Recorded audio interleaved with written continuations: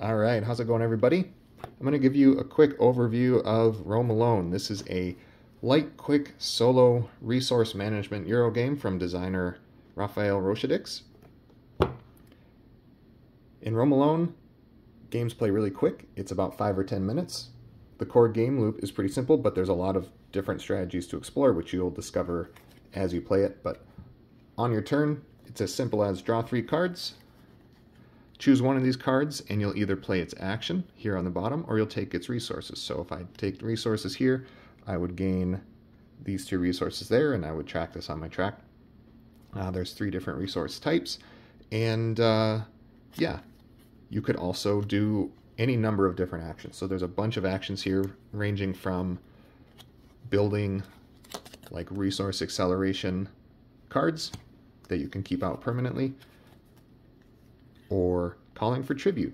You might be spending some card actions to conquer these various regions out here, and this call for tribute card is a way to get some windfall resources as a result of that and get those military conquests to pay out a little bit. You're also going to be using card actions to, well, you can build buildings that simply give you points like that. But there's also other cards that let you work on one of these 6 different monuments.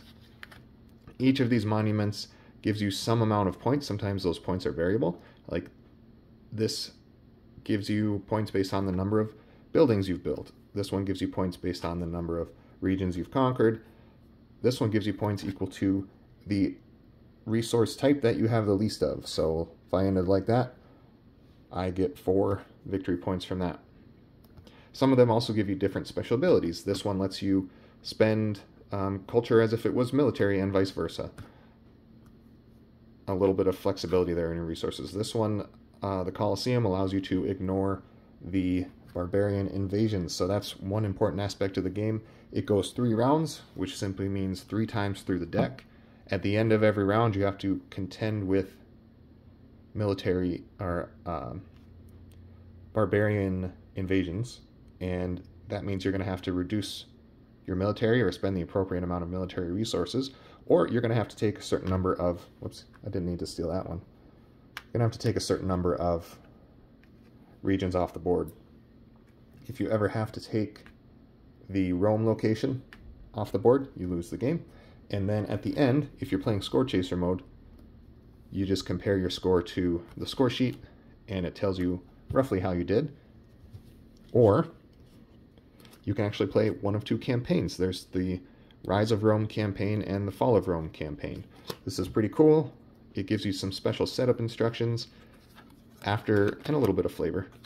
After you complete the stage of the campaign, depending on whether you won or lost, you go to a different campaign card for the next stage, and then that gives you variable special rules, a new scoring goal to go for, and then depending on whether you win or lose there, you move on to a different card.